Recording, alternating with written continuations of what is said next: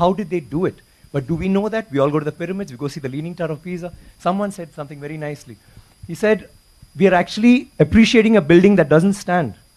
It's falling over and wow, let's take a picture, let's take a selfie, and we're getting excited. But we have temples today that stand and they didn't use plaster. Do you know that for this particular stone, they had to use a ramp, which was 6 kilometers long, which was pulled by bulls, elephants, and people. 6 kilometers long to get it up there, without any machinery, without any cranes, without anything. And they didn't have plaster. It's withstood 6 earthquakes. You know what happens when an earthquake comes? Without plaster. What they have done is they have an outer wall, then inside that they have a corridor of 6 feet, which is an open, just a corridor, and then they have another structure inside which goes all the way to the top, which is why they can withstand earthquakes, which is why they stood so long. So these are all things that we need to know about. This particular king has built 5,000 dams in his time, and he's made a water management ministry in that time. He's had elections for the village leaders. He's asked them to name cities after women. Why should it only be men?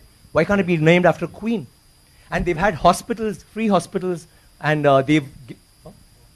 and he actually brought loans. I mean, he used to give loans. He used to help people get dignity, not just throw money around. So this is something that's so illustrious. And this happened in the 9th century. I'm sorry I'm taking so much time. It happened in the 9th century when the rest of the world, you talk about superpowers today, the 9th century all this happened when we had the biggest maritime naval thing in the world.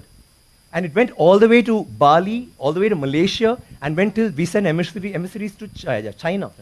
And you know what was the superpower doing then? America hadn't been discovered by Columbus till 500 years later.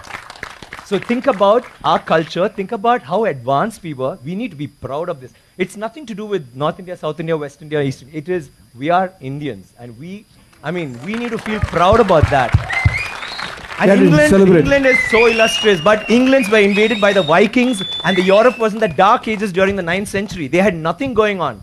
So don't you think we should celebrate history? Absolutely, absolutely. Thank you very much. Thank you. I need water, please.